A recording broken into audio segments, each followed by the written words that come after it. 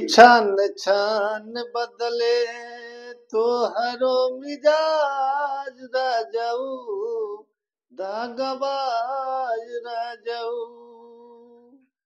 क्या करोगे तुम आखिर कब्र पे मेरी आकर, थोड़ी देर रो लोगे फिर तो भूल जाओगे।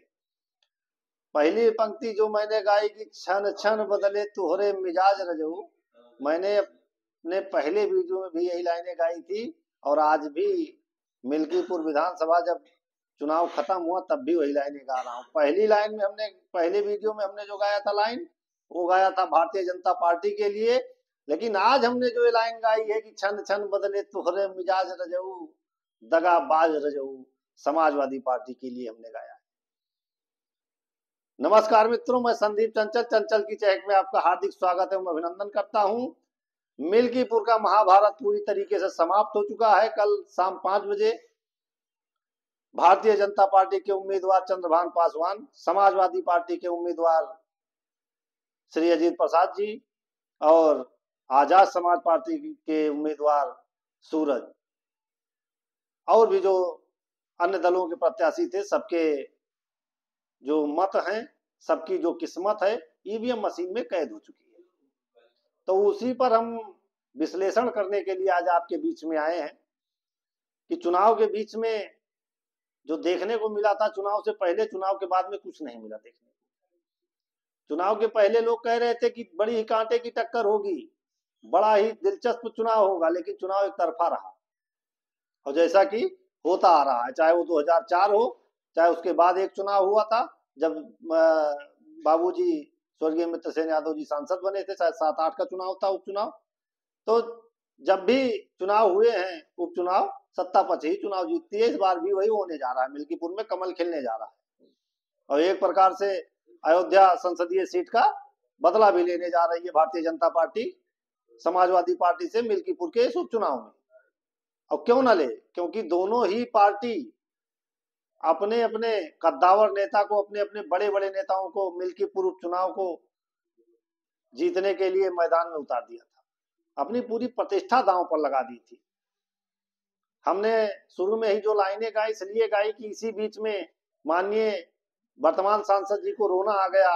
एक दलित बेटी के साथ जो जघन्य अपराध हुआ है सहनवा गांव में, जो कि अयोध्या लोकसभा का ही एक गांव है, उसके लिए काफी भावुक होकर रोने लगे थे और न्याय की गुहार लगा रहे थे माननीय सांसद जी।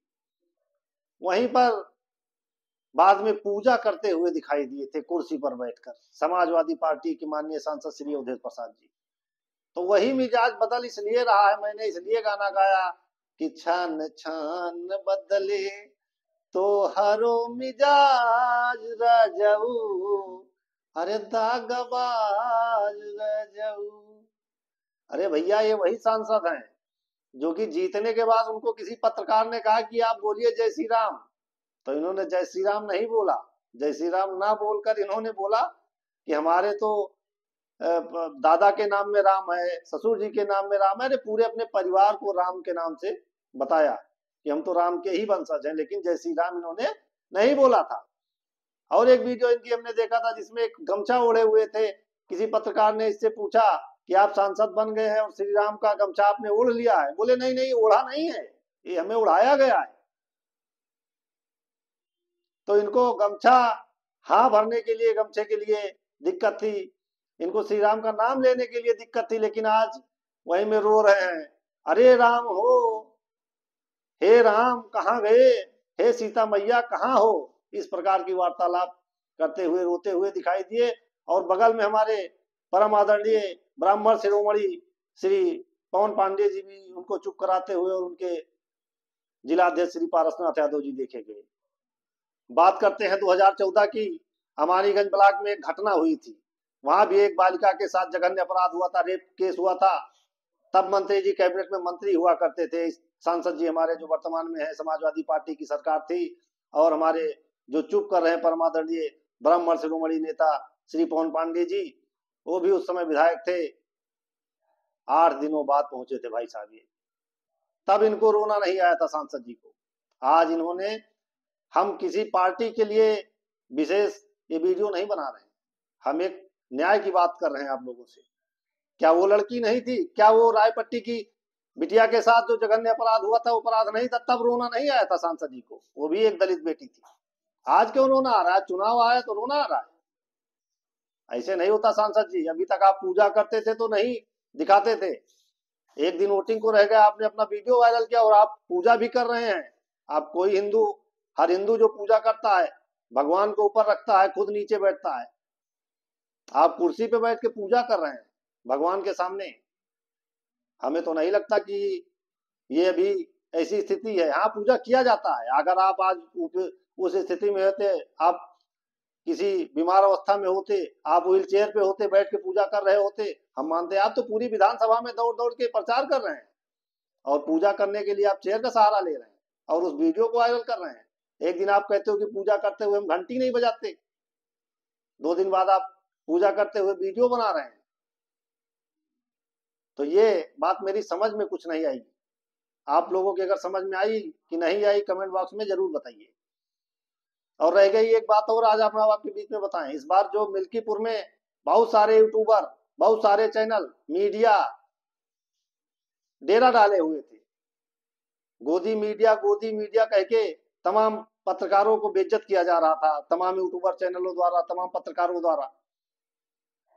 आज मैंने कुछ पत्रकारों को देखा है जिसमें से एक बहुत ही तेजस्वी, प्रखर बुद्धिमत्ता पत्रकार, महिला पत्रकार हैं, प्रज्ञा मिश्रा जी की बात मैं करना चाहता हूं, जो कि मिल्कीपुर के उपचुनाव में आई थी। पिछले 10 दिनों से अपना डेरा डाली थी अपनी टीम के साथ। उनकी जो पत्रकारिता थी, बहुत ही बेबाक पत्रकारिता उनकी मैंने देखी। हाथरस कांड में और भी उनको बोलते हुए मैंने देखा, मुझे बहुत अच्छा लगा। प्रज्ञा का पन्ना सुनता था मैं, उल्टा चश्मा देखता था मैं उनका फैन था। लेकिन पिछले लगभग 1 साल से जो मैं देख पा रहा हूं, उनकी पत्रकारिता में कहीं ना कहीं समाजवादी पार्टी की झलक दिखती है। अब क्यों दिखती है ये मैं नहीं जानता। वो बहुत बड़ी पत्रकार हैं, बहुत बड़ी विश्लेषक हैं, उनका मैं बराबरी नहीं कर सकता, लेकिन मैंने जो देखा है सच वो मैं बोल रहा हूँ। इसी प्रकार एक जन आदर्श भारत चैनल था, उसको भी मैंने देखा, उनकी भी बहुत सी वीडियो मैंने देखी। उसमें भी जो झुकाव होता था समाजवादी पार्टी की तरफ ही होता था। ये गलत बात है। हम आप एक पत्रकार, एक जर्नलिस्ट अगर हैं तो हमें न्याय की बात करना चाहिए, न्याय की लड़ाई लड़ना चाहिए। चुनाव में बहुत कुछ देखने को मिला, जहां पर भारतीय जनता पार्टी के एक कार्यकर्ता राम मोहन पांडे जी के द्वारा पहले देखा जाता है कि एक पत्रकार से बात करते हुए वो कहते हैं कि हमने 6 वोट भारतीय जनता पार्टी को दे दिया। आधे घंटे बाद एक वीडियो वायरल होता है जिसमें फिर वही राम मोहन पांडे जी कहते हुए नजर आते हैं कि मीडिया कर्मी जो थे उन्होंने हमको दबाव दिया, पैसे का लालच दिया, बहुत सारी बातें, और हमारे घर में 6 वोट थे, वो 6 वोट हमने डाले हैं, इसलिए हमने 6 वोट बोल दिए। इसी प्रकार एक बूथ पर एक सामान्य कार्यकर्ता से समाजवादी पार्टी के प्रत्याशी अजीत प्रसाद जी भिड़ गए और भारतीय जनता पार्टी का कार्यकर्ता भी उनसे वार्तालाप करता हुआ, बहस करता हुआ नजर आया, जिसमें अजीत प्रसाद जी की तरफ से बोला कि 5 सेकंड लगेंगे आपको सीधा करने में। उसके बाद एक घटना खंडासा से एक वीडियो वायरल हुआ जिसमें देखा गया कि एक वोटर वोट करने गया था, वहां उससे पूछा जा रहा है आप किस गांव से हैं। इस प्रकार की एक घटना आई और जस्ट वोटिंग खत्म होने के बाद बहुत ही बड़ा जघन्य अपराध समाजवादी पार्टी के नेता टिकटी प्रधान आशीष यादव के द्वारा जो देखने को आया, बब्बन तिवारी जी के ऊपर उन्होंने जो हमला किया, उनको मारा, वो भी वीडियो बड़ी तेजी से वायरल हुआ। तो अगर आप चुनाव नहीं जीते हैं तो आपको गुंडा ही नहीं करना चाहिए। दिल द्रवित था मेरा भी, सत्ता का चुनाव है, मैं भी बोलता था, लेकिन जो सत्य है वो सत्य बोलना चाहिए। मैं समाजवादी पार्टी की अवहेलना नहीं कर रहा हूं, लेकिन माननीय सांसद जी, आपको हमने और मिल्कीपुर की जनता ने सांसद बनाया है। आपने जिस दिन जय श्री राम नहीं बोला था उस दिन मैं भी एक ब्राह्मण हूं, मुझे भी बड़ा दर्द हुआ था कि आपने आज जय श्री राम नहीं बोला है, अवॉइड किया है। आज आप रो रो के जय श्री राम बोल रहे हैं, ये गलत बात है। कुल मिला के आते हैं चुनाव के मुद्दे पे। जैसा कि 2 बार योगी जी का आगमन हुआ, एक बार हैरिंगटनगंज में और दोबारा सर्वोदय इंटर कॉलेज रामगंज के प्रांगण में, दोनों बार अथाह भीड़ थी। वहीं 3 तारीख को लोकसभा की तरह अंतिम दिन अपना तीर छोड़ने के लिए माननीय अखिलेश यादव जी भी आ गए थे, उनके यहाँ भी काफी भीड़ थी। लोग कह रहे हैं भीड़ का अनुमान लगाया जा सकता है। भाभी हमारी श्रीमती डिम्पल जी का भी रोड शो था, उसमें भी जमकर भीड़ थी, मैं मानता हूं। तो क्या 1 लाख की भीड़ थी अखिलेश यादव जी के चुनावी जनसभा में, तो क्या 1 लाख वोट समाजवादी प्रत्याशी को मिल जाएगा? या 1 लाख की भीड़ थी माननीय योगी जी की जनसभा में, तो क्या 1 लाख वोट चंद्रभान पासवान जी को मिल जाएगा? नहीं। ग्रामीण क्षेत्र है, कुछ लोग देखने के लिए जाते हैं, जो सत्य है। कोई खरीदा हुआ नहीं है, पब्लिक बिकी हुई नहीं है। कुछ पत्रकार कहते हैं, कुछ समाजवादी पार्टी के लोग कहते हैं खरीदे हुए कार्यकर्ता है। अरे तुम भी खरीदे हुए हो, जो लोग खरीदे हुए कहते हैं। कोई एक सामान्य कार्यकर्ता, चाहे वो समाजवादी पार्टी का हो, चाहे वो भारतीय जनता पार्टी का हो, आप उसको खरीद नहीं सकते हैं। आपकी औकात कैसे पड़ती है, आपकी हिम्मत कैसे पड़ती है कि आप बोल सकते हैं जो खरीदा हुआ कार्यकर्ता है जनसभा में गया है? ऐसा नहीं है। योगी जी आए हैं, उनको भी देखने 50% जनता वही जाती है, और अखिलेश जी की रैली में भी वही जनता जाती है। जनता काफी भोली है, लेकिन वोट उनको कहाँ करना है, उनके मुद्दे क्या हैं, उनको किससे क्या मिल रहा है, सरकार क्या फायदा दे रही है, किसकी सरकार में सुरक्षित है, एक एक व्यक्ति को मिल्कीपुर विधानसभा में पता है। 3 ब्लॉक थे मिल्कीपुर विधानसभा में। हैरिंगटनगंज ब्लॉक, जो कि स्वर्गीय बाबू मित्र सेन की धरा है, समाजवादी पार्टी का गढ़ है। मिल्कीपुर विधानसभा के नाम से जाना जाता है मिल्कीपुर ब्लॉक, और अमानीगंज ब्लॉक। अमानीगंज ब्लॉक में तो एक तरफा लड़ाई हुई है। लड़ाई क्या हुई है? तरफा समाजवादी पार्टी हार रही है वहां पे। जो रुझान आ रहे हैं, चंद्रभान पासवान जी अमानीगंज ब्लॉक में बहुत भारी पड़ रहे हैं समाजवादी पार्टी पे, भारतीय जनता पार्टी के जो प्रत्याशी। मिल्कीपुर ब्लॉक में भी वही हाल है। भारतीय जनता पार्टी के प्रत्याशी चंद्रभान पासवान जी बहुत आगे हैं समाजवादी पार्टी के। एक हैरिंगटनगंज ब्लॉक फंस रहा है, वहां पर देखना होगा कि समाजवादी पार्टी विजयश्री प्राप्त करती है अपने ब्लॉक में, अपनी गढ़ में, क्योंकि इस बार आनंद सेन यादव जी भी चुनाव में थे। बाकी तो चुनाव एक तरफा नजर आया अभी तक जो रुझान आए। हम नहीं कह रहे हैं कि चुनाव जीत गया है कोई, लेकिन जो एग्जिट पोल आ रहे हैं उसमें भारतीय जनता पार्टी की विजय दिखाई दे रही है। तो सभी पत्रकार बंधुओं से निवेदन है कि किसी को गोदी मीडिया ना कहें, ना कोई भारतीय जनता पार्टी के लिए पत्रकारिता करे, ना कोई समाजवादी पार्टी के लिए पत्रकारिता करे। निष्पक्ष चुनाव पत्रकारिता करिए आप लोग, वो समझ में आएगा। मैंने 2-4 पत्रकारों को देखा, 2 लोगों का तो नाम लिया मैंने, लोगों के बड़े चैनल है यूट्यूब में, और खासकर मिश्रा जी का तो बहुत बड़ा चैनल है, बहुत बड़ी पत्रकार है। उनके जो विश्लेषण लास्ट में देखिए श्री भरत यादव जी के साथ में, उनके भी विश्लेषण में भी जो है वो समाजवादी पार्टी के प्रति झुकाव दिखाई देता है। तो ऐसा नहीं होना चाहिए। जो एग्जिट पोल बता रहे हैं वो लोग बस्ता जो है, बस्ते की जानकारी दे रहे थे। कल मैंने देखा छोरा ग्राम सभा से रिपोर्टिंग कर रही थी कि यहाँ पर बस्ता नहीं है समाजवादी पार्टी का। अरे समाजवादी पार्टी का बस्ता क्यों नहीं है? आप अपने नेताओं से पूछिए। समाजवादी पार्टी के उन मुखिया से मैं कहना चाहता हूं कि अगर आप अखिलेश जी के नाम पे चुनाव लड़ रहे हैं तो चुनाव लड़ना बंद कर दीजिए। मैं कह रहा हूं, जब आपका एक कार्यकर्ता, आपका एक एजेंट अपना फॉर्म नहीं भर सकता है जाके, अरे क्यों नहीं भर सकता है? एजेंट तो इस समय जो बनाए जाते हैं शाम को ही उनकी प्रक्रिया पूरी होती है। आप लोगों को शाम को नहीं पता था? 10-10, 15-15 बूथों पे आपके एजेंट नहीं है, आपकी आंखें नहीं खुल रही हैं। पता नहीं कितने मिल्कीपुर विधानसभा में ऐसे गांव है समाजवादी पार्टी के लोग प्रचार करने नहीं गए और चुनाव जीतने की दावा ठोकते हो आप लोग। इसको किसी पत्रकार ने नहीं दिखाया। कौन सी पार्टी है ये? माननीय सांसद जी सांसद हैं वर्तमान में, उनके एजेंट नहीं बन पा रहे हैं क्या? अंग्रेजों से जब हम स्वतंत्र हो गए, मान रहे हैं हम, आप कह रहे हो कि सत्ता का चुनाव है, सत्ता हावी थी। अंग्रेजों से ज्यादा थोड़ी सत्ता हावी है। आप अपने एजेंट नहीं बनवा पा रहे हैं।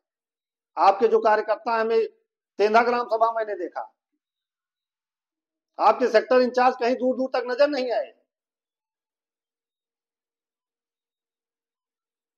कितने लोगों को मैं बताऊं, बड़े बड़े कार्यकर्ता तेंदा के बूथों पर नहीं देखे गए। मैं वोट करने गया था, मेरी ग्राम सभा है लखनऊ से चल के, मुझे खुद ही गिलानी हुई। मैंने वहां पर, एक हमारे मित्र हैं नेताजी, वो भी समाजवादी पार्टी के नेता थे, उनसे मैंने पूछा कि भैया आपके सारे कहाँ है कार्यकर्ता? बोले भैया बूथ तक नहीं आ रहे हैं। जब इतना डर है आपके कार्यकर्ताओं के अंदर, तो आप कहां से चुनाव जीत जाओगे? कभी नहीं जीतोगे। लड़ाई डट के लड़ी जाती है। भारतीय जनता पार्टी के कार्यकर्ता जो होते हैं भिड़ गए एक दूसरे से।